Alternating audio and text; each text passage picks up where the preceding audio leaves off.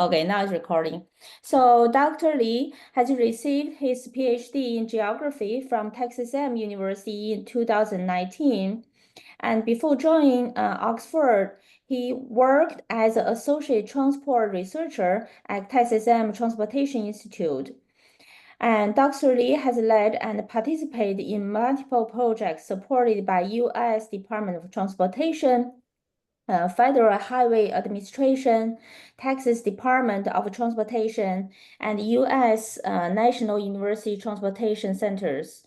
So currently, Dr. Li serves on the Transportation Research Board Standing Committee on Geographic Information Science in the U.S., and he is also a management committee member of the Transport Statistics User Group and the Royal Geographic Society GI Science Research Group in UK.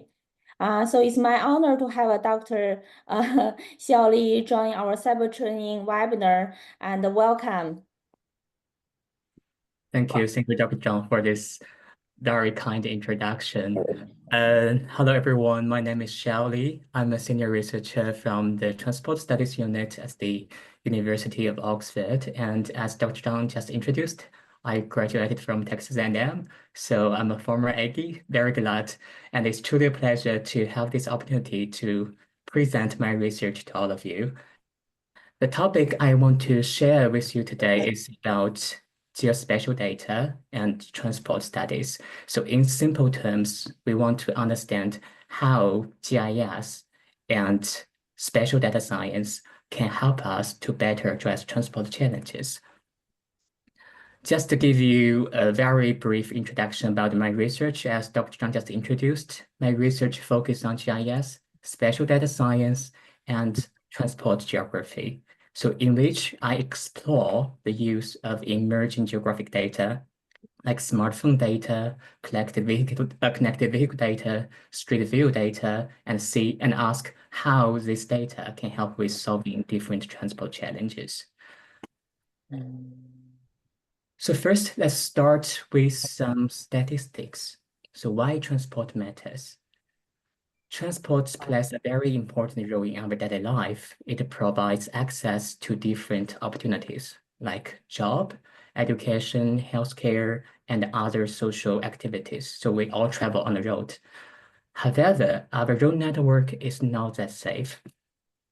So reported by the World Health Organization, more than 1 million people lost their life in car crashes every year, especially for young adults and children. So the traffic crashes cost most countries 3% of their total GDP. And some numbers in the US, in 2022, more than 42,000 people died, and the estimated cost of car crash was $340 billion US dollars. So it's a huge economic loss. And in average, like in every 24 seconds, someone is killed on the road. So which means from the beginning of this presentation to now, over the past 3 minutes, about 10 people already died. So it is a very, very pressing social issue. To mitigate the crash risk, the United Nations set a very ambitious goal in their Sustainable Development Goals. So they hope to reduce 50% of the global death and injuries from road traffic accidents by 2030. I think the original goal was 2020, but a lot of countries, including the UK and the US, haven't met that goal. So now they have to postpone it to 2030, but still it's a very ambitious goal and hard to achieve. If we break down the crashes by regions as the figure shows, so we can find actually underdeveloped and developing countries, they are facing much higher traffic risks. For example, the fatality rate in Africa is about 4 times higher than European countries. So it is a very severe social issue with a clear inequality. So in order to improve road safety, many research questions need to be addressed. And road safety assessment is one of them. So when we talk about road safety, I think some of you may have the same question as me, like we want to know which road is the most dangerous one in my city. It seems to be a very simple question, but in order to answer this question, we need data. We need a lot of data. Typically, we need 3 to 5 years crash records in order to identify which road is dangerous. However, with only crash data is not enough because crash is directly related with traffic exposure. So in simple terms, more car driving for longer distance. So theoretically, will result in more crashes, right? So in order to understand which road is relatively safer, we need to know how many crashes happened and how many cars drove on the road. So in transport study, we usually use crash rate. So to quantify the traffic risk, so which is the number of crashes normalized by traffic exposure. So it is a more robust measure. However, it is still limited because it doesn't account for another important factor, that is crash severity. So for example, like if you have two roads with the same traffic volume and the same number of crashes, but road A have all fatal crashes and road B only have property damage only, like a slight crashes. So we can easily tell A is dangerous than B. So when we talk about road safety, crash severity is another important factor need to be considered. And different countries have different scheme to classify crash severity. For example, in the UK, the crash is usually divided into 3 classes based on the severity.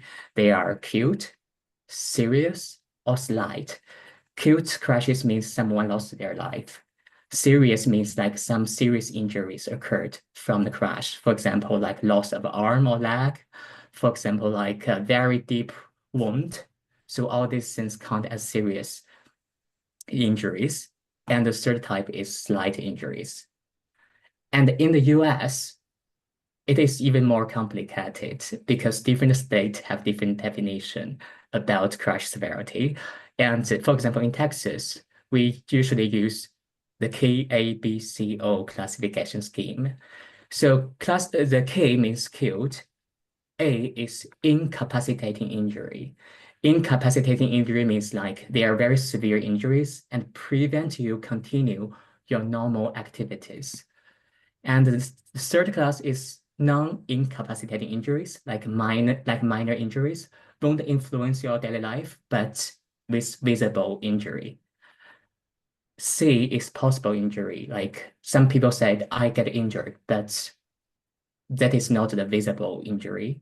And usually we only can identify through monitoring their behavior, but no visible wound.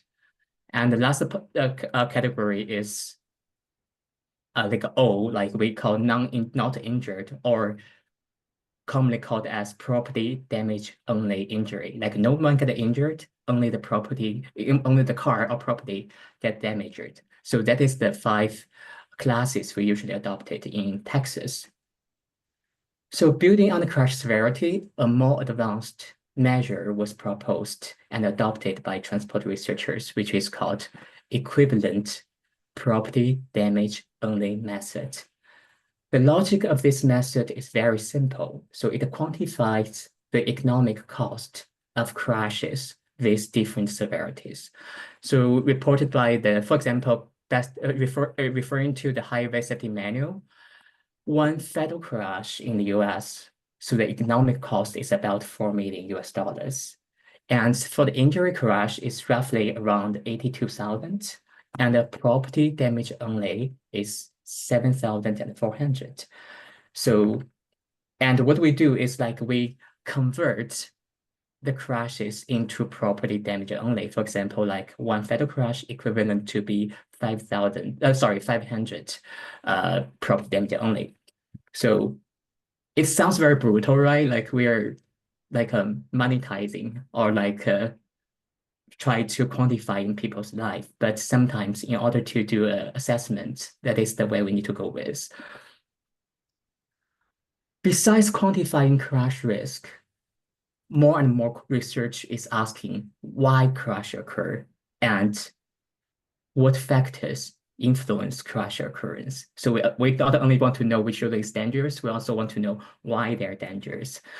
Actually, to understand road safety, we need data because crash can be influenced by a lot of features. For example, like traffic exposure, as we discussed, road design, road conditions, weather conditions, and driving behaviors. So we need a lot of data to help us monitor all these factors in order to answer why crash happened.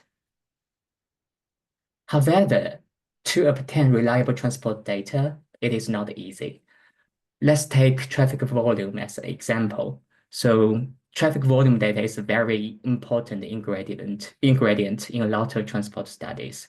However, obtain traffic volume data is not easy. Let's take a look at the photo at the very left side. So this is the most traditional way how we obtain traffic volume data.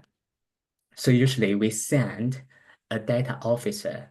He or she will sit at the road intersection or near a road segment for 6 hours, 8 hours, or longer, and manually count how many cars drive through the location. And later on, they will scale that number up to estimate the annual traffic volume, which is very time consuming, which is very inaccurate. But believe it or not, we are still using this method in a lot of regions, even in the US, in some very remote area. But with the advancement of technologies, like we started using sensors and the electric equipments. For example, we can install sensors underneath the road surface, or install sensors above to count the traffic. But again, like these fixed location sensors also limited in different ways. First, their monitoring power is limited. They only can cover a relatively small area. And also installation and maintenance is another issue because we need money to install and maintain them. So over the past 20 years almost, mobile sensing technologies are developed rapidly. Smartphone is a very successful example because it's becoming ubiquitous now. And nowadays, smartphone becomes very powerful, and because it equipped with a lot of sensors. So if you happen to have your phone with you, you can do a small test. Like you can pick your phone up from your desk. You will see the smartphone screen will be automatically turned on. So it is because we have motion sensors installed on the phone. So every time when we pick it up, it will detect it has been moved. So it will trigger the screen to turn on it.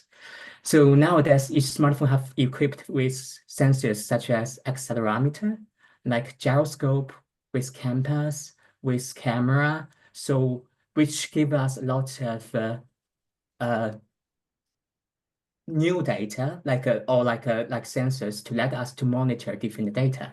And besides the sensors, there are thousands of mobile apps you can download on your phone, and you can actively report a lot of geographic information. So with this sensors data and mobile app data, it can give us new opportunities to monitor people's mobility and traffic. Besides smartphone, we have a bunch of new data sources, for example, like UAV, like connected vehicles, like street view images. So my research focuses on the use of these emerging geographic data sources and see to what degree and how to leverage them to address transport challenges. And in today's talk, I will primarily showcase some research we conducted around two topics. The first topic I want to mention is about new spatial data for road safety assessment. As I previously mentioned, crash data is a preliminary data source in road safety assessment. However, crash data are limited in many ways. For example, using crash data is very reactive. So we have to wait 3-year, 5-year to wait crash occur, then we can do such analysis. And crash data is also very underreported. So using crash data may underrepresent the actual crash risk. So in our life, not every crashes will be reported, right? And sometimes even we don't have crash, we only have incidents or near misses. So all these traffic risks are not captured by crash data. And in Texas, for example, even you had a crash, but if the economic cost is lower than $1,000, the police officer, they won't report it. So means such minor crashes will not be captured by crash data. So it poses a requirement that how we can reduce the reliance on crash data and how we can identify dangerous roadways before crashes occur. So to address this, we adopted different crowdsourced data and crowdsourcing solutions to address this issue. So for those of you who are not familiar with crowdsourcing, here is a very brief introduction. It's quite simple. Crowdsourcing involves obtaining work, information, opinions from a large group of people who submit their data via internet, social media, and smartphone apps. So it means not we collect the data, but we rely on people to contribute their data. The first example I want to give you actually might be very relevant to some of you. It's the mobile app Waze. So I think some of you may use it because it's very popular, and I think it used to be my favorite app when I was in the US because it has a lot of unique features. Waze is a leading crowdsourcing platform with more than 100 million monthly active users globally. And as the Waze user, you can actively report a lot of things you observed from your journey, so which can include accidents, traffic congestion, weather hazard, and road closure. And some researchers, they try to assess the reliability of this user-reported traffic incident data and see how they related to the crash. And studies have found that Waze reported crash or incidents are highly correlated with police reported crash. And it is a very useful sources with a broad coverage, timely reporting, and reasonable geographic accuracy.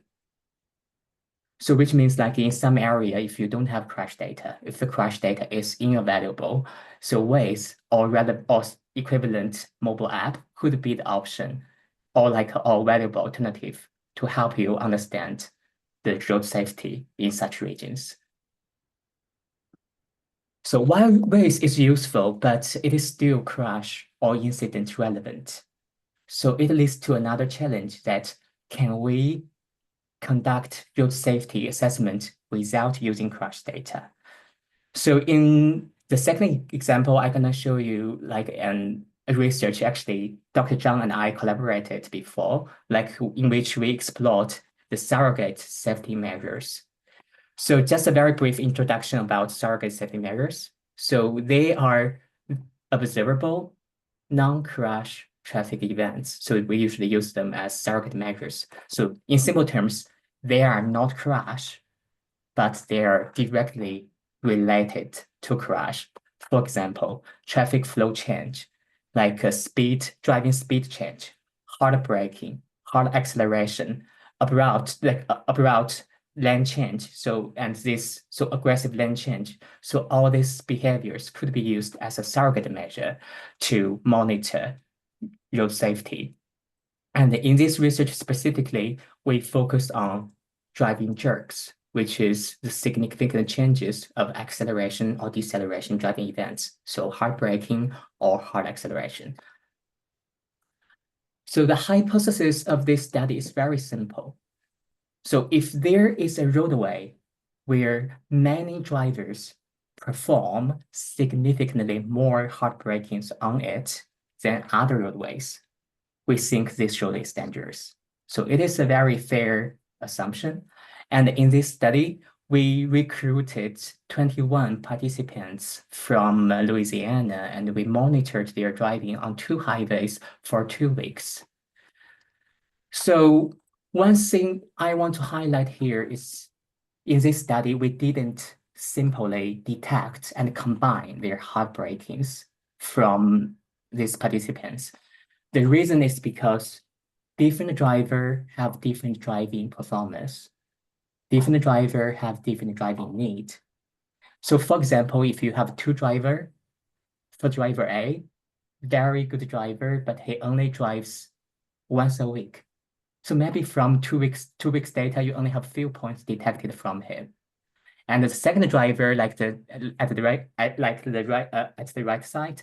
So these drivers may be very aggressive and they drive very frequently, like they drive every day. So from 2 days, like 2 weeks driving, we may have ton of heartbreakings detected from them, right? So if we simply combine the data together, so the results will easily bias toward the bad drivers. So it is not reflect the risk exposed by all the drivers.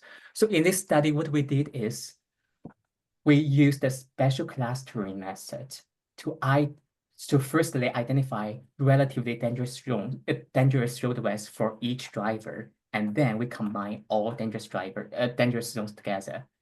So, for example, like the upper plot shows the original data. Then we generate the heartbreakings from their driving, and then we perform special clustering methods to identify the relatively dangerous zone for each single driver. And then we combine the clusters together to finally determine the dangerous roadways. And this result we compared with the crash assessment result, and we found a very satisfying result, like 75% of the segment, like the roadways determined using our heartbreaking data are similar to the crash determined dangerous roadways. All right, so the first two examples is about road segment-based assessment. The next example I want to introduce is more like individualized road safety assessment, like for drivers. So the question actually is about how do you define a good driver, or how many of you think you're a good driver?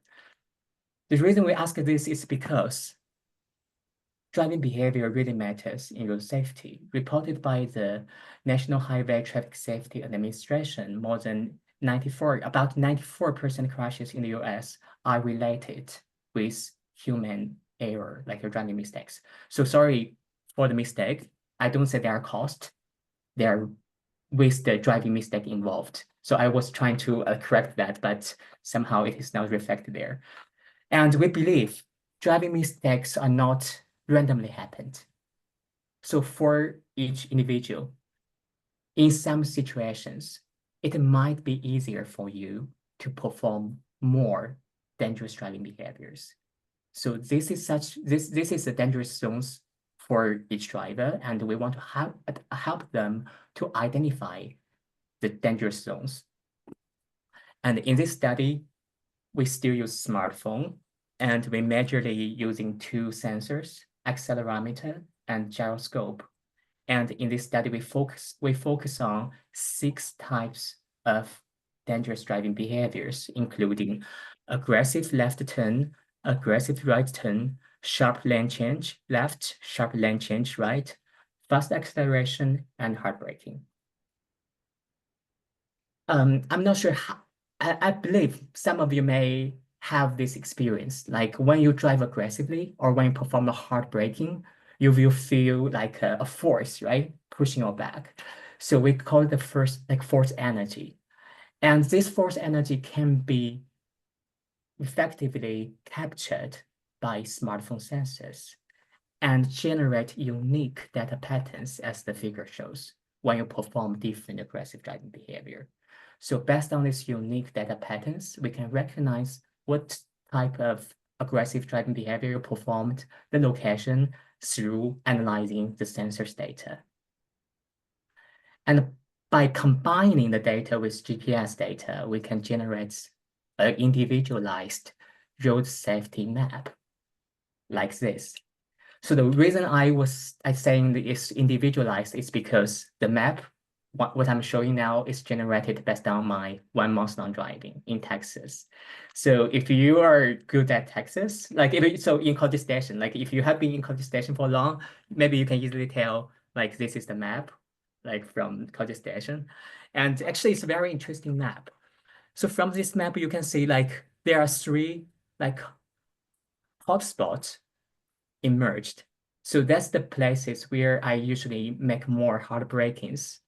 And if you are really good at the geography of College Station, maybe you can tell this hotspot, like right in the middle, actually is in our Tamu campus, very close to the parking lot.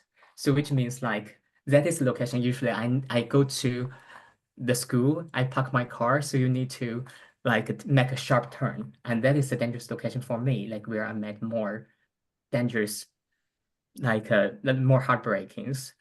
And another location actually is close to my flat, like my apartment. And the most interesting hotspot actually is this one, the hottest one. Some of you may or may not realize actually this is close to HEB. And there's a I remember, if I remember correctly, like there is a Chinese restaurant or Asian restaurant called Oishi. So that's used to be my favorite restaurant. I think this like a hotspot can tell two things. Like A, I'm a very loyal customer, and B, I drive aggressively when I'm hungry. So that's another thing like why I like map, because it's not just to show the data, it also can tell the story behind the data. And later on, we introduced a lot of different geographic data sources to characterize these heartbreakings, like when they happened, where they happened, in what kind of situation they happened.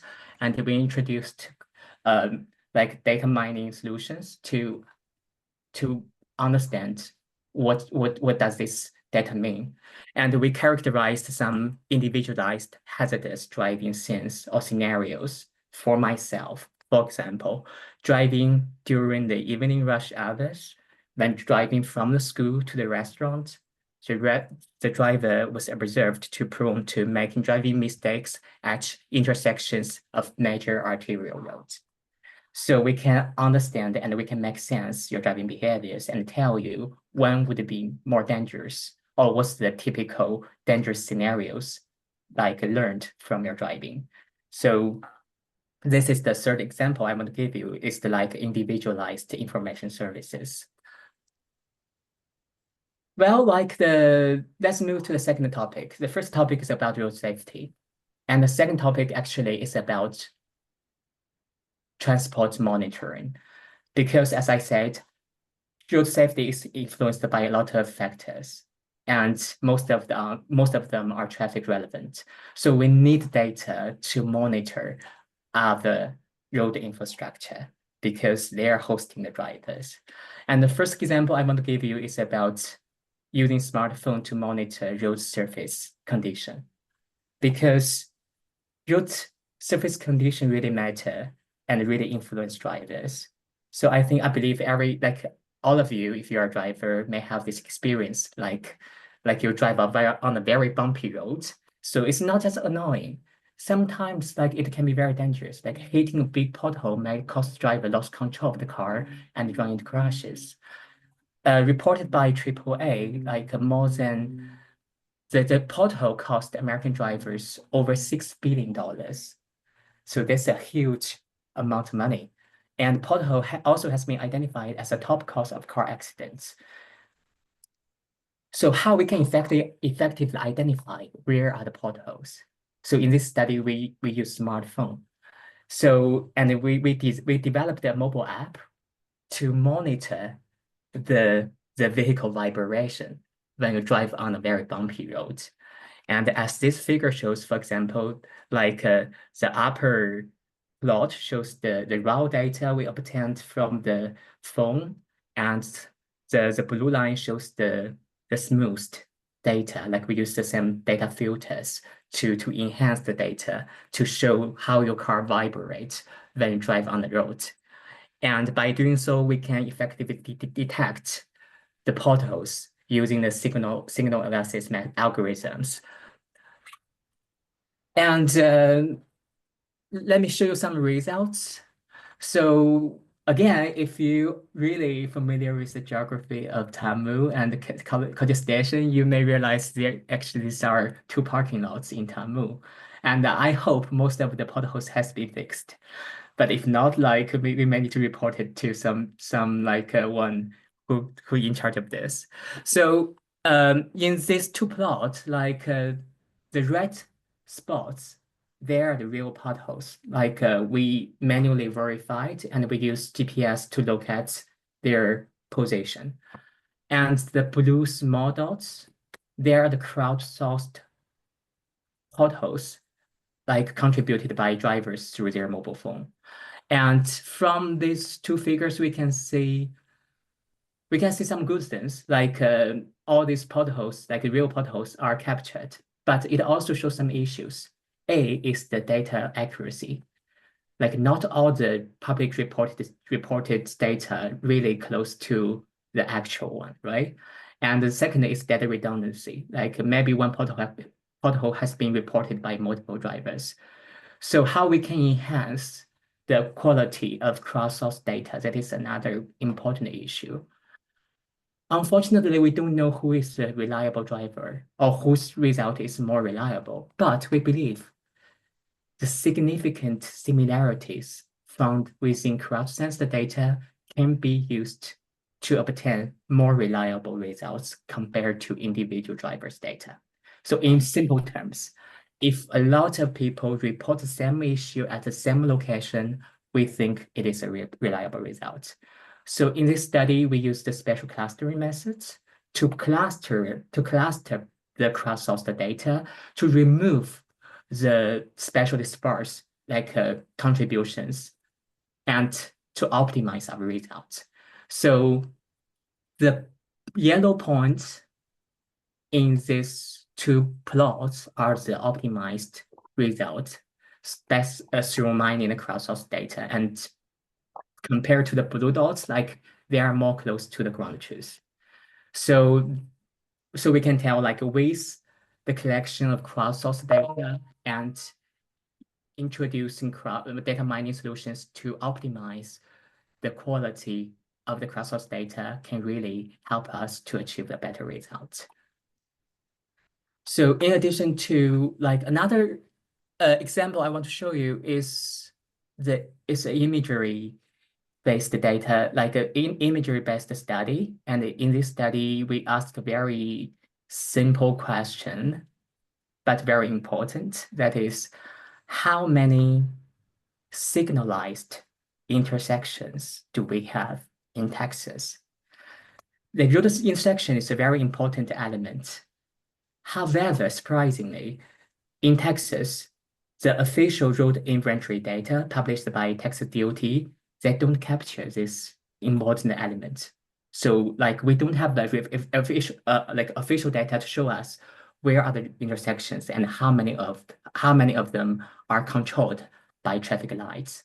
So in this study, like we introduced the street view images and deep learning to help us to recognize the traffic lights and to help us to distinguish how many road intersections are controlled by traffic signals.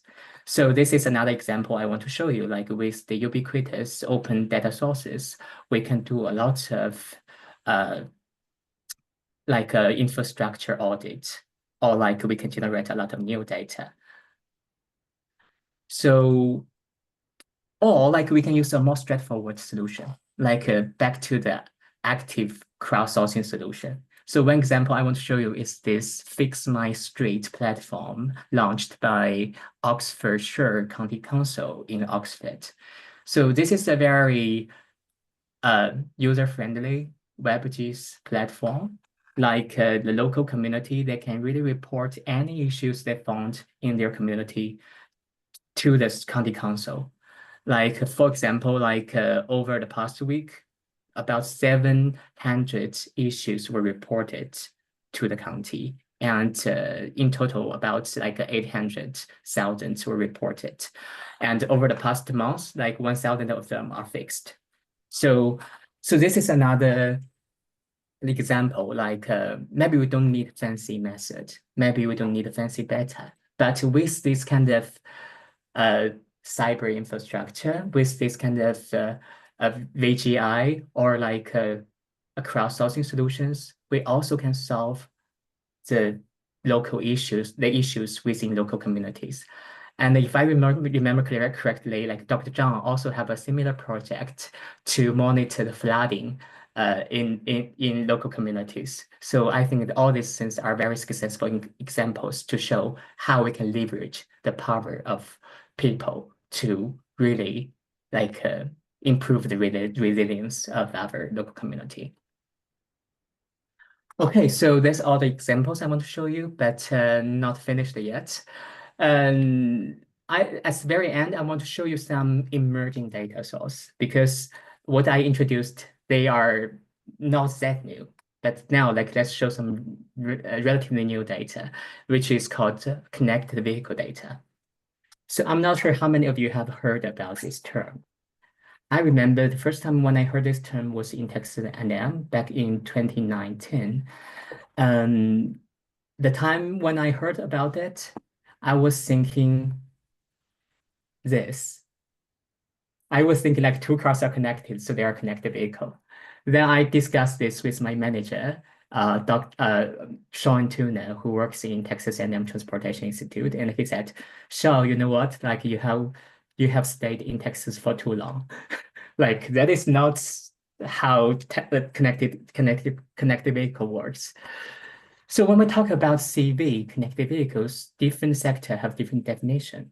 For example, if we talk connected vehicle with transport experts, professionals, they may define it as the unification of various connectivity technologies, enabling vehicle to communicate with other vehicles, transport infrastructures, and the cloud for achieving the goal of self-driving. So in simple terms, the car can communicate with the surrounding cars, with the infrastructure, with the signal, with everything. So that's the goal. But if you talk CV with the private sector, like the car manufacturers, they will say, okay, that's a very big, ambitious goal, but we haven't been there yet. What we achieved now is we can transmit the data from the car sensors to the cloud. But it is also already a very impressive thing because it enables us to monitor the traffic in much detailed way. And nowadays, like each vehicle has been equipped with a lot of electrics and sensors. However, unfortunately, not all of them are the data, not all of them are becoming data products. It's not because we can't access them. The reason is because we don't have a good network. So we can access them, but we can't transmit such huge amount of data to the cloud. So it is also partly explains why we believe 5G is an important technique for AV, autonomous vehicle, or intelligent transport systems or digital twin, because in order to achieve a real-time monitoring of the traffic, so many data need to be collected and need to be transmitted in real time. Just give you an example about how does the data look like in Texas. So I believe like most of you are from geography, so you're like a GIS experts.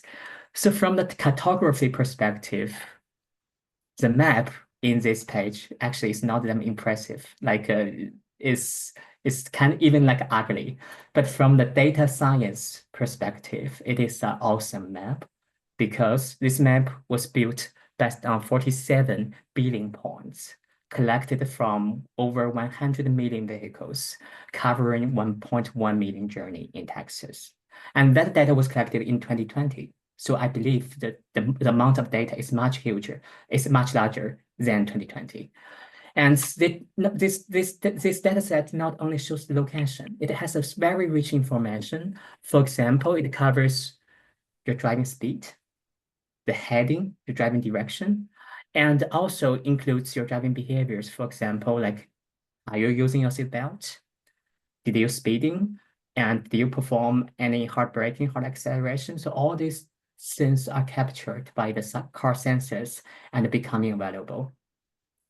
So with this very detailed data set, it can really upgrade our traditional road safety models.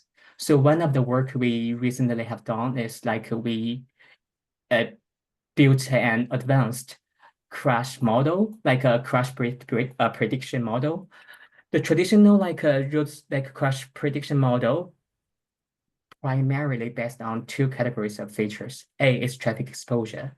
B is traffic design. It's the road characteristics, like the roadway design.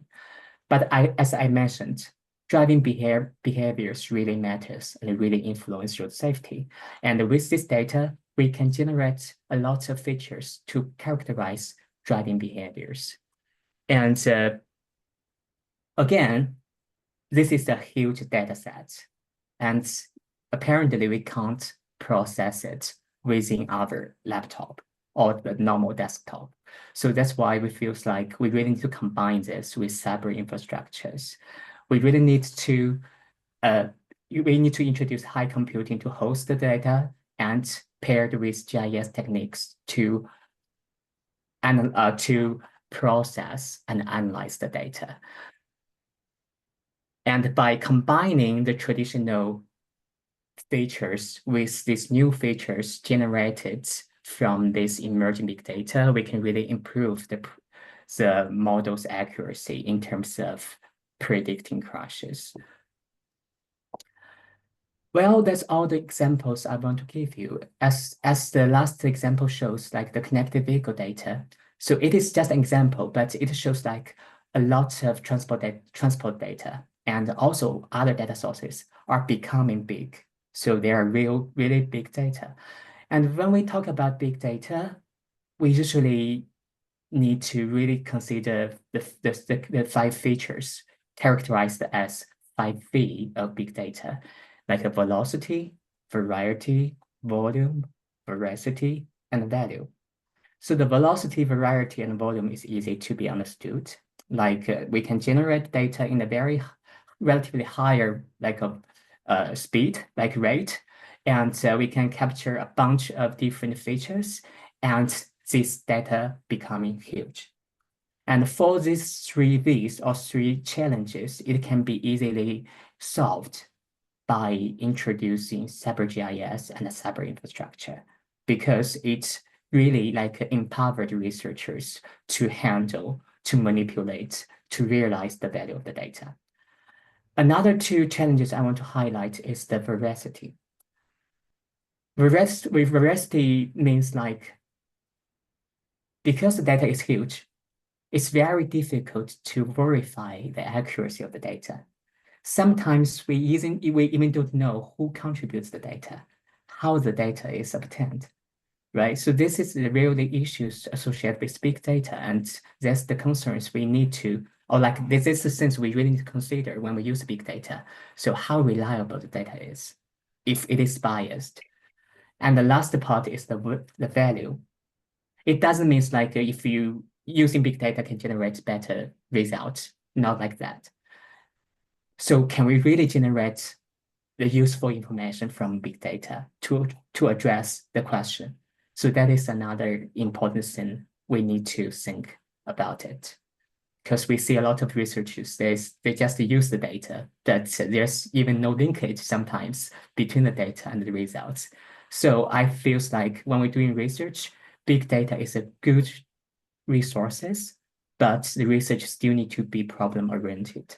So again, like for these new challenges, some researcher characterize it as describe it as big data tsunami, and they highlighted 4 categories of challenges, like technological, methodological, social, and political, and the last one is theoretical and epistemological.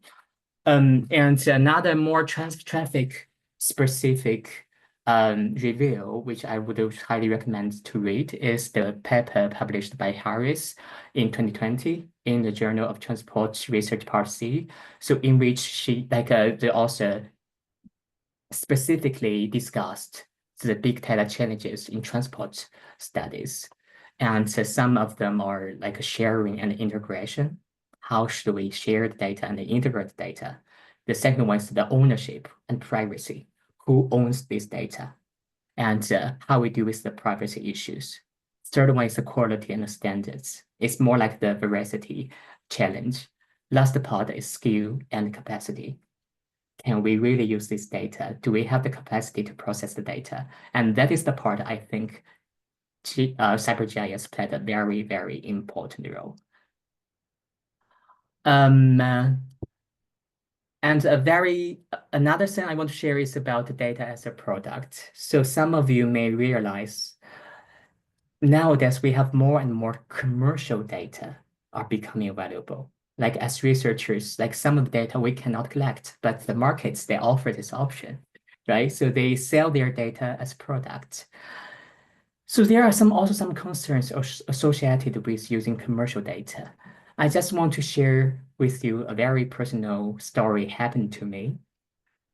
So for this connected vehicle data, like I just introduced, so when I was in the US, like we were collaborated with two companies. One is called Vigil, one is called Autonomo. They are the two largest data company in this field.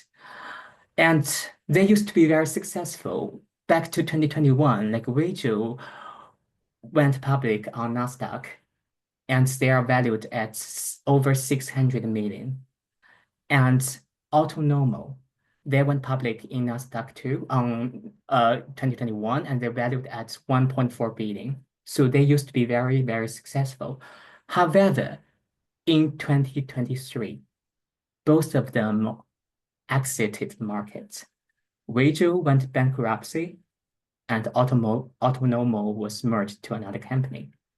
So believe me or not, like that was the darkest moment in my career because I was thinking, okay, what should I do? Like major data providers are gone. Like how can I continue my research? Luckily, I find an alternative in Netherlands, so I can continue my research. But it really poses some new questions. How should we use this commercial data, especially in public management? Can we really generate reliable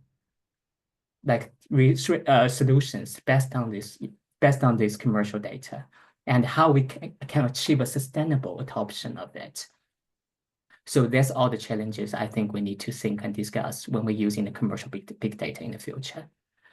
So at the very end, back to the big data, some people say data is the new oil, but I think data is the plutonium.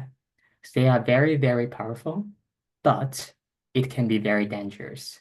They are very hard to clean. They are very hard to manage, and they could be extremely dangerous if we don't know how to use it and if we don't use it properly. So I think, meanwhile, I think we need to be optimistic and we need to embrace the opportunities offered by big data. But meanwhile, we need to be mindful, very careful about all these challenges posed by big data. So that's all I want to share today. And thank you so much for listening. Thank you, Dr. Lee. So I think we still maybe have a few minutes for questions. I'm sorry. Yeah, if you have questions, please unmute yourself, or you can post your question in the chat box.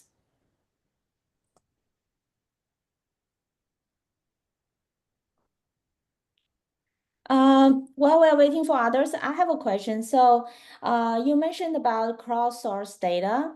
I think the Yes. big challenge is how to validate the results of analyzing the crowdsourced data. So, for example, if a road has a lot of report, a lot of people report issues, but other road does not have, but it's not mean that probably there's no issue. Maybe just people did not report. So, have you consider that when doing your models?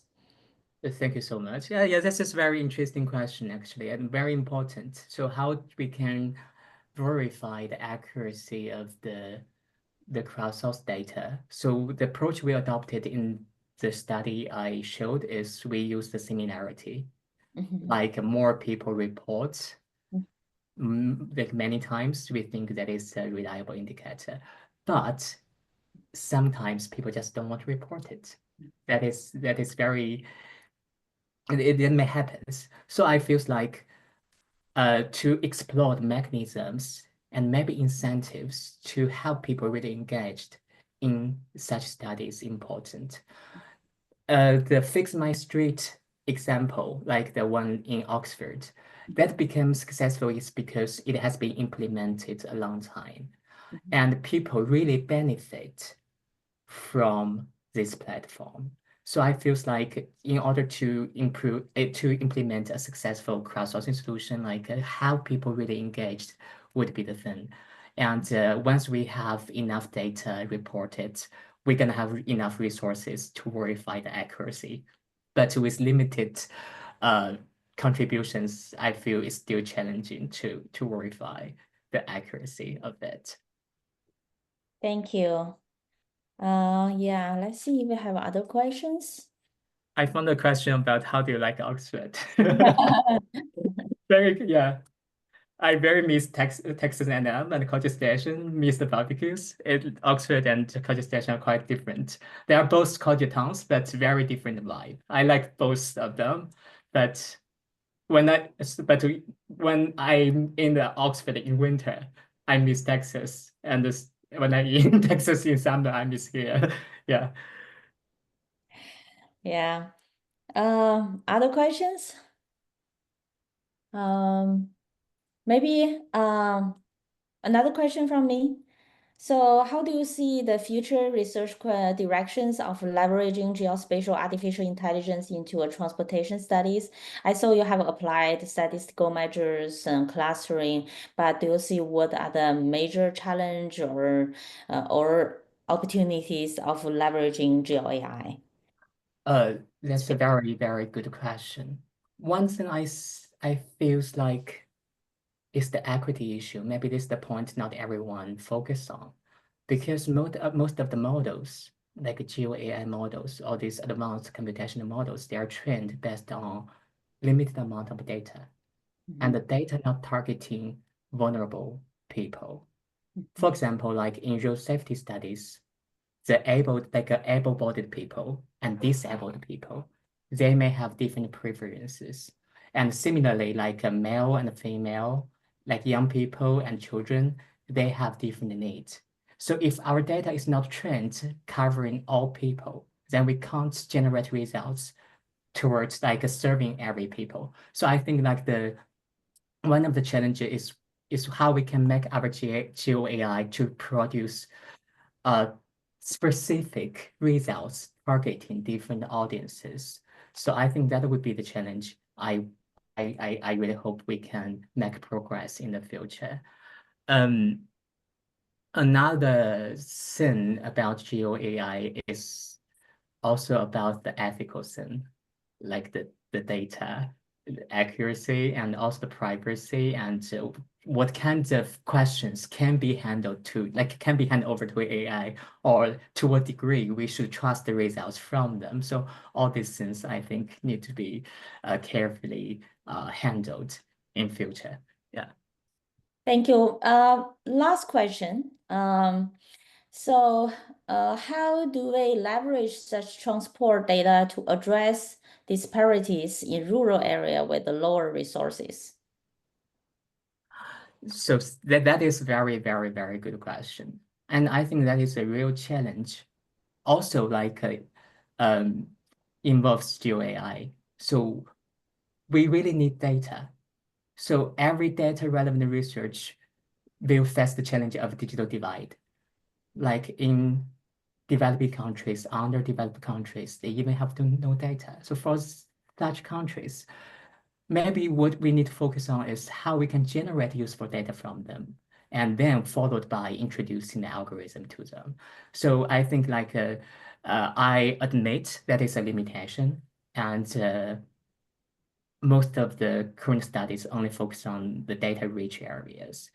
And so I think that is the direction we need to go with, like how we need to develop like not that huge data demand, but still actionable in like data limited regions. That could be that's the direction we need to really think about. Yeah. Okay, I think it's time to thank Dr. Li again for his inspiring talk.